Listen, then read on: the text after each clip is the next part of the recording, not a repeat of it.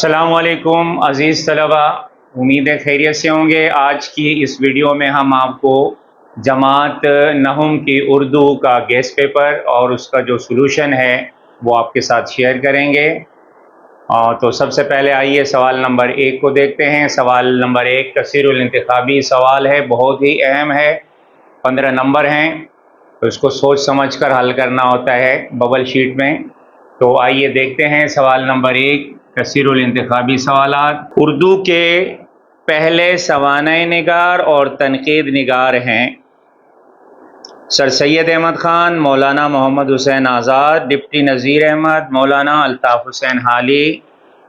Right option ہے مولانا Altaf Hussain Hali.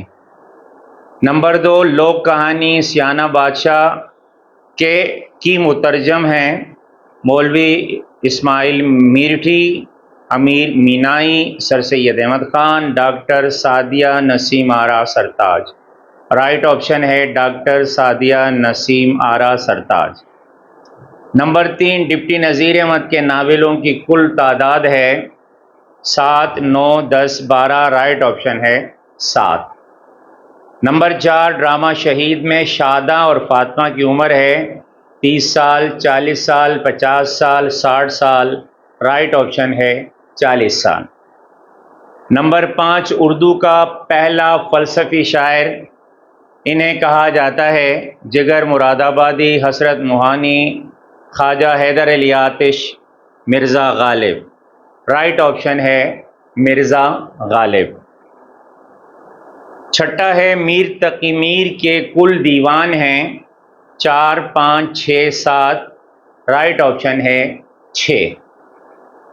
Number 7 ان کا شمار اردو کے اولین افسانہ نگاروں میں ہوتا ہے مولانا محمد حسین آزاد، مرزا فرحت اللہ بیگ، منشی پریم چند، ڈپٹی نذیر احمد۔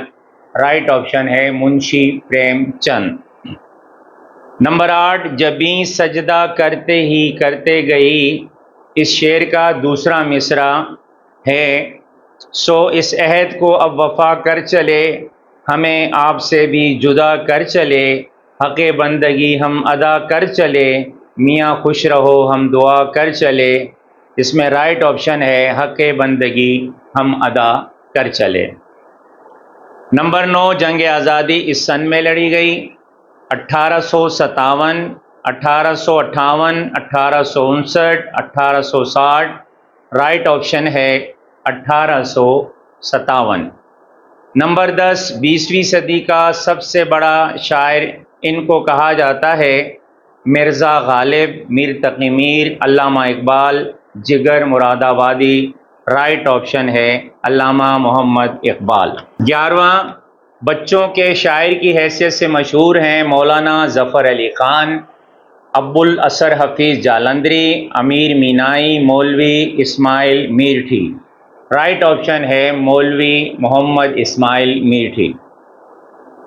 نمبر 12 اردو ادب میں جدید نثر کے بانی ہیں سر سید احمد خان، مولانا محمد حسین آزاد، ڈپٹی نذیر احمد، مولانا الطاف حسین حالی۔ رائٹ آپشن ہے سر سید احمد خان۔ نمبر 13 آقائے اردو کے نام سے مشہور ہیں ڈپٹی نذیر احمد، منشی پریم چند، مولوی عبدالحق، مولانا محمد حسین آزاد۔ رائٹ آپشن ہے مولانا محمد حسین آزاد۔ نمبر 14 شعلہ طور اور آتش گل، ان کی شاعری کے مجموعے ہیں جگر مراد آبادی، ابو الاثر حفیظ جالندھری، میر تقی میر، خواجہ حیدر علی آتش۔ رائٹ آپشن ہے جگر مراد آبادی۔ نمبر 15 درد و غم اس شاعر کی شاعری کا مستقل موضوع ہے جگر مراد آبادی، ابو الاثر حفیظ جالندھری، میر تقی میر، احمد فراز۔ رائٹ آپشن ہے میر تقی میر۔ یہ تھے ایم سی کیوز۔ اس کے بعد حصہ بے شروع ہوتا ہے، یہ مختصر حصہ ہوتا ہے اور اس حصے کے کل 30 نمبر ہوتے ہیں۔ سوال نمبر 2 میں جو ہے وہ سوالات ہوتے ہیں، اس میں 2 سوالات کرنے ہیں۔ اب پوری کتاب میں سے سوالات منتخب کرنا بہت ہی مشکل کام ہوتا ہے، لیکن اس کے باوجود بھی آپ کے لیے بہت سارے باریک بینی کے بعد یہ سوالات منتخب کیے گئے ہیں۔ انشاءاللہ اس کو اسٹڈی کریں۔ تو سوالات یہ ہیں، چوکیدار نے ڈاک بنگلے کی چھت غائب ہونے کی کیا وجہ بیان کی؟ جواب ہے، چوکیدار نے ڈاک بنگلے کی چھت غائب ہونے کی وجہ 1950 کے سیلاب کو بیان کیا تھا۔ دوسرا سوال ہے، پانی کی قلت بڑھی تو نام دیو نے کیا کیا؟ جواب ہے، بارش کی کمی کے باعث جب پانی کی قلت ہوئی اور پیڑ پودے مرجھانے لگے تو نام دیو دور دور سے ایک ایک گڑھا پانی کا سر پر اٹھا کے لاتا اور پودوں کو سینچتا۔ جب پانی کی قلت اور بڑھی تو اس نے راتوں کو بھی پانی ڈھو ڈھو کر لانا شروع کر دیا۔ اس کے بعد تیسرا سوال ہے، میاں بیوی کی اون کیسے فائدہ مند ہے؟ جواب ہے، کبھی کبھار میاں بیوی کے جھگڑے میں دونوں ایک دوسرے کو نظر انداز کر کے اون کر دیتے ہیں۔ یہ اون وہ کام کرتی ہے جو بڑے بڑے صلاح کار بھی نہیں کر سکتے۔ اگر یہ اون ہوتی تو تکرار جاری رہتی، جس کا نتیجہ عموماً یہ نکلتا ہے کہ میاں کو گھر چھوڑنا پڑتا اور بیوی کو میکے جانا پڑتا۔ اگلا سوال ہے، بدھ رام نے جائیداد حاصل کرنے کے بعد بوڑھی کاکی سے کیسا سلوک کیا؟ جواب ہے، بدھ رام نے جائیداد حاصل کرنے کے بعد بوڑھی کاکی سے بہت برا سلوک کیا، اسے بالکل نظر انداز کر دیا، اسے ایک اندھیری کوٹری میں رہنے پر مجبور کیا اور پیٹ بھر کھانے کو بھی نہیں دیا جاتا۔ سوال ہے، رضیہ کے والد نے فاطمہ کو تسلی دینے کے لیے کیا جملے ادا کیے؟ جواب ہے، رضیہ کے والد نے فاطمہ کو تسلی دینے کے لیے کہا، یہ سعادت دنیا میں بہت خوش نصیب کے حصے میں آتی ہے، شہادت کو تم کیا سمجھتی ہو؟ وطن کی خاطر جان دے دینا، یہ شرف ہر ایک کو کہاں نصیب ہوتا ہے۔ کانگریس کا اصل مقصد کیا تھا اور مسلم لیگ کا قیام کیوں عمل میں آیا؟ جواب، کانگریس ایک ایسی سیاسی جماعت تھی جس میں ہندو اور مسلم شامل تھے، جس کا مقصد برصغیر پاک و ہند سے انگریزوں کو نکالنا تھا، مگر جلد ہی مسلمانوں کو اس بات کا اندازہ ہو گیا کہ یہ جماعت صرف ہندوؤں کا تحفظ اور انگریزوں کے ساتھ شامل ہو کر اپنے مفادات حاصل کر رہی ہے، لہٰذا مسلمانوں نے 1906 میں کل ہند مسلم لیگ کے نام سے ایک جماعت تشکیل دی، جس کی رہنمائی قائد اعظم محمد علی جناح نے کی اور مسلمانوں کے لیے ایک پلیٹ فارم بنایا تاکہ وہ متحد ہو کر پاکستان حاصل کر سکیں۔ دنیا کی سب سے اہم لائبریری میں کیا کیا شاہکار موجود ہیں؟ جواب، دنیا کی سب سے مشہور اور اہم لائبریری برٹش میوزیم میں قلمی نسخے، پرانی کتابیں، سرکاری دستاویزات، نقشے، ڈاک کے ٹکٹ، آثار قدیمہ کی کھدائی سے حاصل ہونے والی اشیاء کے علاوہ مجسمے، نقاشی اور ظروف سازی کے بہترین نمونے موجود ہیں۔ ان میں قدیم یونان، مصر، بابل، ہندوستان، چین اور جاپان کے نوادرات شامل ہیں۔ میوزیم کے مخطوطات کے حصے میں یونان کے آئین کے بارے میں ارسطو کے اپنے ہاتھ سے ایک تحریر بھی موجود ہے۔ اگلا سوال ہے، ساہوکار نے اپنی ملکیت اپنے بیٹوں میں کس طرح تقسیم کی؟ جواب ہے، ساہوکار نے اپنی ملکیت کو 4 حصوں میں تقسیم کیا، ایک بیٹے کو ہیرے جواہرات، دوسرے کو سونا، تیسرے کو زمینیں اور چوتھے کو مال مویشی دیے۔ اگلا سوال ہے، غالب نے دریائے کوسی کے پانی کی کیا خصوصیت بیان کی ہے؟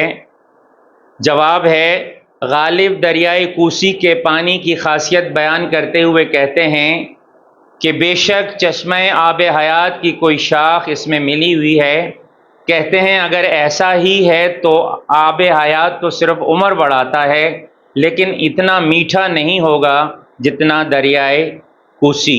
اگلا سوال ہے، حضرت عتبان بن مالک نے حضرت صلی اللہ علیہ وآلہ وسلم سے کیا درخواست کی؟ جواب ہے، حضرت عتبان بن مالک نے آپ صلی اللہ علیہ وسلم کی خدمت میں درخواست کی کہ بینائی میں ضعف مانے کمزوری کی بدولت بارش کے دنوں میں مسجد تک جانا مشکل ہو جاتا ہے، اس لیے اگر آپ صلی اللہ علیہ وآلہ وسلم میرے گھر میں تشریف لا کر نماز پڑھ لیں تو میں اسی جگہ کو سجدہ گاہ بنا لوں۔ تو یہ تھے سوال جواب، سوال نمبر 3 اور سوال نمبر 4۔ سوال نمبر 3 میں مرکزی خیال یا خلاصہ لکھا جاتا ہے، اس میں جو اہم سبق ہیں وہ میں ان کے نام آپ کو بتا رہا ہوں، پوری کتاب میں سے یہ منتخب کیے گئے ہیں۔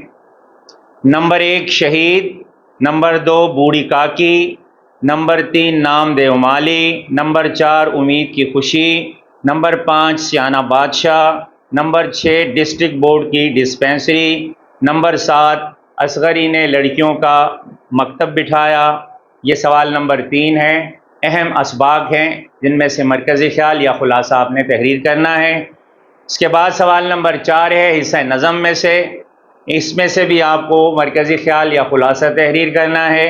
تو اس میں جو خاص نظمیں ہیں وہ یہ ہیں، نمبر 1 دنیا اسلام، نمبر 2 گرمی کی شدت، نمبر 3 کرکٹ اور مشاعرہ، نمبر 4 سر راہ شہادت، اور نمبر 5 جیوے جیوے پاکستان۔ اسی طرح سوال نمبر 5 ہے، اس میں شعری اصطلاحات آتی ہیں، اور 2 شعری اصطلاحات کی جو ہے وہ تعریف آپ نے لکھنی ہے، تو میں آپ کو باری باری اس کی ریڈنگ کر کے دے رہا ہوں۔ قافیہ، قافیہ کی تعریف ہے، وہ حروف و حرکات جو اشعار کے آخر میں آئیں قافیہ کہلاتے ہیں۔ قافیہ کے حروف تبدیل ہوتے ہیں۔ یہ مختصر سی تعریف ہے قافیہ کی۔ اس کے بعد ہے مطلع، غزل اور قصیدے کے پہلے شعر کو مطلع کہا جاتا ہے۔ مطلع کے دونوں مصرے ہم قافیہ ہوتے ہیں، یعنی مصروں کا ہم قافیہ ہونا ضروری ہے۔ مطلع کے معنی ہے طلوع ہونا۔ اس کے بعد ہے مقطع، غزل کے آخری شعر کو مقطع کہتے ہیں۔ غزل کے آخری شعر میں شعراء اپنا تخلص استعمال کرتے ہیں۔ مقطع کے معنی ہیں قطع کرنا، اور جس شعر میں شاعر نے تخلص استعمال نہ کیا ہو تو وہ مقطع نہیں کہلاتا۔ اس کے بعد ہے غزل۔ غزل کی کتابوں میں لمبی چوڑی تعریف ہے، لیکن مختصر تعریف میں آپ کے ساتھ شیئر کر رہا ہوں۔ غزل عربی زبان کا لفظ ہے، اس کے لغوی معنی حسن و عشق کی باتیں کرنا ہے، عورتوں سے باتیں کرنا ہے۔ غزل ایسی صنف سخن ہے جو مخصوص عناصر ترکیبی پر مشتمل مخصوص ہیئت رکھتی ہے۔ غزل کے پہلے شعر کو مطلع اور آخری شعر کو مقطع کہا جاتا ہے، جس میں شاعر نے اپنا تخلص بھی نظم کیا ہو۔ اس کے بعد ہے مجاز مرسل، شعر میں کل کے بدلے جزو کا نام لے کر اسے کل سمجھنا مجاز مرسل کہا جاتا ہے۔ مثال کے طور پر ایک شعر ہے، سینہ آہن بھی تھا جس سے گداز، اب دلوں میں وہ حرارت ہی نہیں۔ اس میں سینہ آہن جو ہے وہ حقیقی معنوں میں استعمال نہیں ہوتا، بلکہ مجازی معنوں میں استعمال ہوا۔ ایسے اشعار میں اس کو مجاز مرسل کہا جاتا ہے۔ اس کے بعد ہے مرثیہ، کسی مرنے والے کی یاد میں کہی گئی نظم کو مرثیہ کہتے ہیں۔ اس میں مرنے والے کی خوبیاں بیان کی جاتی ہیں۔ اس کے بعد ہے تلمی، اصطلاح شاعری میں تلمی سے مراد ہے کہ ایک لفظ یا مجموعہ الفاظ، ایک لفظ یا مجموعہ الفاظ یعنی بہت سارے الفاظ کے ذریعے کسی تاریخی، سیاسی، اخلاقی یا مذہبی واقعے کی طرف اشارہ کیا جاتا ہے۔ مطالعہ شعر کے بعد پورا واقعہ قاری کے ذہن میں تازہ ہو جاتا ہے، ایسی اصطلاح کو تلمی کہا جاتا ہے۔ اس کے بعد ہے تخلص، وہ مختصر اور فرضی نام جو شعراء اپنے کلام میں اصل نام کی جگہ استعمال کرتے ہیں، جیسے مرزا اسد اللہ خان غالب، ان کا تخلص غالب ہوا۔ مولانا الطاف حسین حالی، ان کا تخلص حالی ہوا۔ خواجہ میر درد، ان کا تخلص درد ہوا۔ میر تقی میر، ان کا تخلص میر ہوا۔ اس کے بعد ہے بیت الغزل، غزل کے سب سے پسندیدہ اور خوبصورت شعر کو بیت الغزل کہا جاتا ہے، یعنی پوری غزل میں جو شعر پسند کیا جاتا ہے اس کو بیت الغزل کہا جاتا ہے۔ تو یہ تھا سوال نمبر 5۔ اسی طرح سوال نمبر 6 میں الف ہے اور دوسرا بے ہے۔ الف میں مندرجہ ذیل میں سے کسی دو کی تعریف مثالوں کے ساتھ تحریر کرنی ہے۔ تو سب سے پہلے ہے جملہ اسمیہ، ایسا جملہ جس میں کوئی خبر ہو اسے جملہ اسمیہ کہتے ہیں، کیونکہ اس میں کسی اسم یا ضمیر کی خبر ہوتی ہے، جیسے یہ کتاب دلچسپ ہے، اقبال اچھا بچہ ہے۔ جملہ فعلیہ وہ جملہ جس میں کسی اسم کا کام بتایا جا رہا ہے، وہ جملہ فعلیہ کہلاتا ہے، جیسے عدیل آیا، جاوید پڑھ رہا ہے، یعنی آیا اور پڑھنا فعل کے معنی میں آتا ہے، اس لیے اس کو جملہ فعلیہ کہا جاتا ہے۔ مرکب تام لفظوں کے ایسے مجموعے کو جس میں لفظوں کے درمیان تعلق اور لگاؤ پایا جائے اسے مرکب تام کہتے ہیں۔ مرکب ناقص لفظوں کے ایسے مجموعے کو جس میں مطلب یا مفہوم پورے طور پر واضح نہیں ہوتا اسے مرکب ناقص کہتے ہیں۔ مبتدا وہ شخص یا شے ہے جس کا ذکر کیا جاتا ہے، جیسے احمد، وہ وغیرہ۔ خبر جو کچھ اس شخص کی نسبت ذکر کیا جائے، جیسے آیا، گیا۔ اس میں مصغر چھوٹی جسامت ظاہر کرنے والے لفظ کو اس میں مصغر کہتے ہیں۔ مثال کے طور پر صندوقچی، کلہاڑی، چمٹی، دیگچی، کڑھائی، سیارچہ۔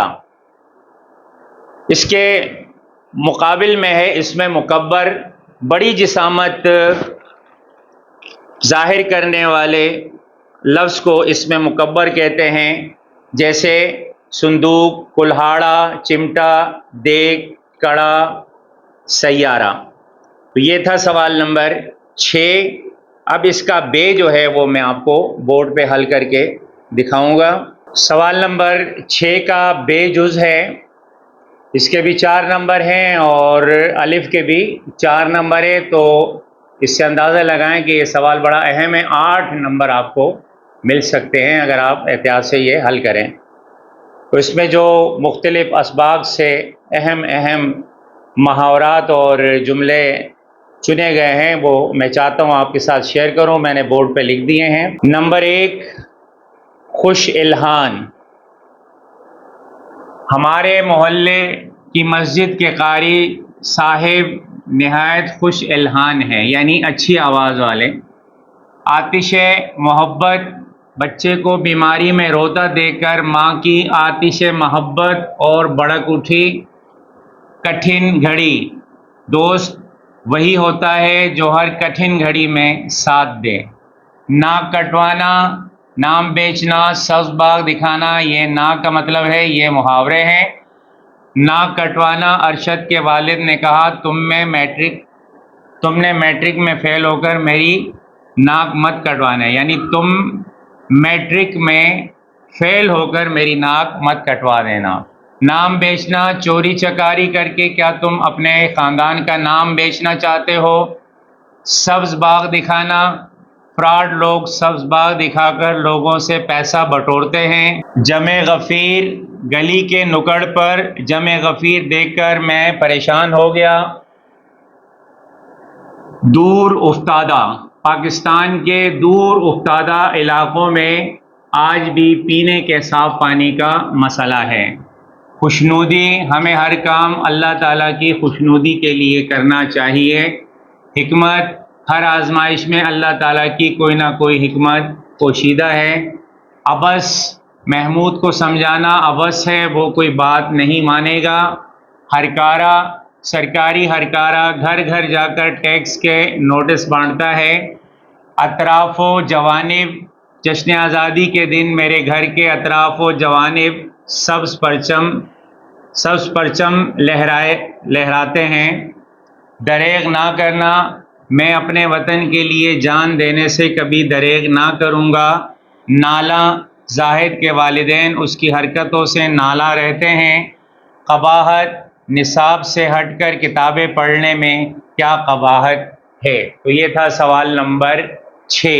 اس کے بعد ہے سوال نمبر 7۔ اس میں عبارت دی جاتی ہے اور عبارت کو پڑھنا ہے، سیاق و سباق کے حوالے سے اس کو حل کرنا ہے، یعنی سلیس اردو میں اس کو حل کرنا ہوتا ہے۔ یہاں پر ایک عبارت میں آپ کے ساتھ شیئر کر رہا ہوں۔ سبق ہے اوں، اور اس کے جو مصنف ہے مرزا فرحت اللہ بیگ۔ ہر معاملے کی دو ہی صورتیں ہیں، فتح یا شکست، اور دونوں صورتوں میں اوں نقصان دہ ثابت ہوتی ہے۔ شکست پر جس نے اوں کی اس نے گویا شکست نہ سمجھا، جس نے فتح پر اوں کی اس نے گویا اپنی ہمت کی قدر نہیں کی۔ وہ آج نہیں ڈوبا تو کل ڈوبے گا۔ دنیا میں وہی لوگ کچھ کر سکتے ہیں جو فتح کو فتح اور شکست کو شکست سمجھے۔ اب اس کو حل کیسے کرتے ہیں؟ اس کو حل کرنے کا جو طریقہ ہے وہ یہ ہے کہ 3 اس میں ہیڈنگ دی جاتی ہے: حوالہ سبق، حوالہ مصنف، اور پھر اس کے بعد اس عبارت کی تشریح کی جاتی ہے۔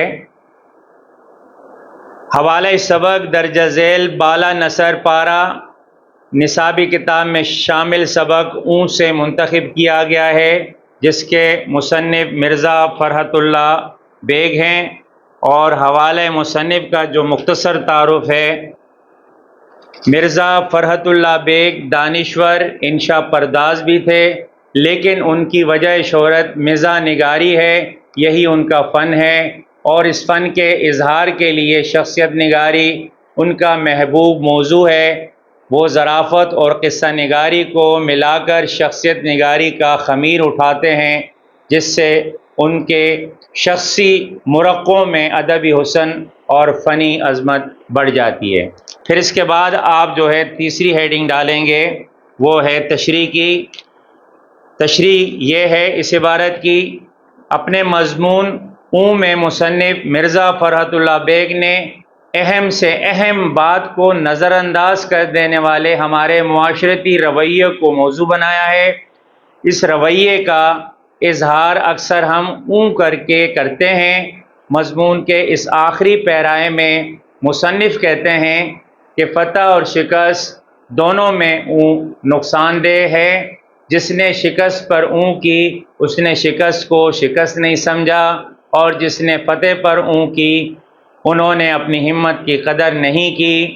اوں کرنے والے فتح اور شکست کو برابر سمجھتے ہیں، ان کا تو اللہ ہی مالک ہے۔ دنیا سے مٹے نہیں تو جوتیاں ضرور کھائیں گے۔ دنیا میں کامیاب وہی لوگ ہوتے ہیں جو شکست کو شکست اور فتح کو فتح سمجھتے ہیں اور ان سے کچھ سیکھنے کی کوشش کرتے ہیں۔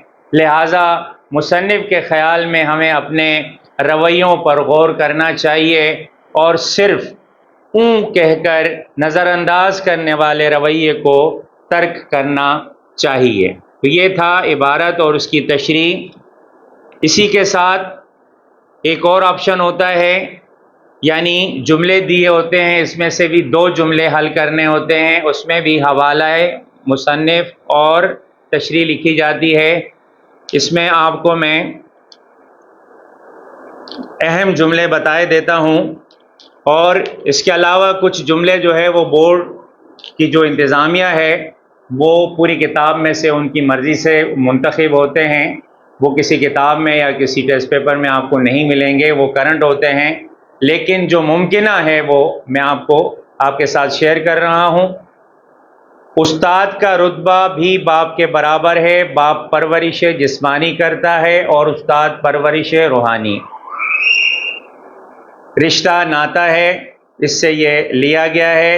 اس کے بعد ہے نظریہ پاکستان کا مقصد پاکستان کو ایک اسلامی اور فلاحی مملکت بنانا ہے۔ یہ سبق نظر پاکستان، یہ جملہ نظر پاکستان سے ماخوذ ہے۔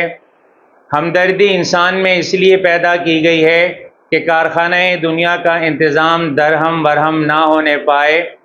یہ جملہ قومی ہمدردی سے لیا گیا ہے۔ اسی طرح بڑھاپا بچپن کا دور ثانی ہوا کرتا ہے، یہ بوڑھی کاکی کے سبق سے لیا گیا ہے۔ اس طرح کے اور بھی کچھ جملے جو ہے بورڈ والے دے سکتے ہیں۔ تو جس طرح پیراگراف کو آپ نے حل کیا ہے، اسی طرح آپ نے دو جملوں کو بھی سیاق و سباق کے حوالے سے، یعنی یہ جملہ کس سبق سے لیا گیا ہے، کس نے لکھا ہے، اور پھر اس کی مختصر سی وضاحت کرنی ہوتی ہے۔ اس کے ساتھ یہ سوال بھی بہت اہم ہے، اس میں بھی جو ہے وہ تقریباً 8 نمبر ہیں۔ اس کے علاوہ سوال نمبر 8 میں ایک خط آتا ہے یا مراسلہ آتا ہے۔ مراسلہ عموماً جو ہے اخبار کے ایڈیٹر کو لکھا جاتا ہے، اور خط جو ہے وہ اپنے دوست کو، چھوٹے بھائی کو، والد کو لکھا جاتا ہے۔ اس میں جو اہم خط ہیں وہ یہ ہیں: اپنے چھوٹے بھائی کو خط لکھیں جس میں اسے بتائیے کہ امتحان کی تیاری کس طرح کرنی چاہیے، یا اخبار کے مدیر کے نام مراسلہ لکھیے جس میں ٹریفک کا شور، دھواں اور فضائی آلودگی شہریوں کی صحت کے لیے بری طرح متاثر ہونے کی طرف متعلقہ حکام کی توجہ مبذول کرائیے، یا اخبار کے مدیر کے نام مراسلے میں اپنے شہر میں برقی رو کی غیر اعلانیہ بندش اور معطلی کے مسئلے کی نشاندہی کیجیے۔ یہ 3 کرنٹ مسئلے ہیں جس میں سے کوئی ایک مسئلہ خط کی صورت میں یا مراسلے کی صورت میں آ سکتا ہے۔ اس کے بعد ہے سوال نمبر 9، اشعار کا حصہ ہے۔ مندرجہ ذیل میں سے کسی 2 اشعار کی تشریح شاعر کے مختصر تعارف کے ساتھ تحریر کرنا ہے۔ اس میں جو خاص اشعار ہیں وہ یہ ہیں: طلب میری بہت کچھ ہے مگر کیا، کرم تیرا ہے ایک دریا عطا کا۔ شاعر کا نام ہے حسرت موہانی، ان کی غزل سے لیا گیا ہے۔ دوسرا ہے جب تک انسان پاک طینت ہی نہیں، علم و حکمت ہی نہیں۔ یہ شعر جگر مراد آبادی کی غزل سے لیا گیا ہے۔ تیسرا ہے تھک ہار کے بیٹھے ہیں سر کوئے تمنا، کام آئے تو پھر جذبہ ناکام ہی آئے۔ یہ شعر ادا جعفری کی غزل سے لیا گیا ہے۔ چوتھا ہے لگتا نہیں ہے جی میرا اجڑے دیار میں، کس کی بنی ہے عالم ناپائیدار میں۔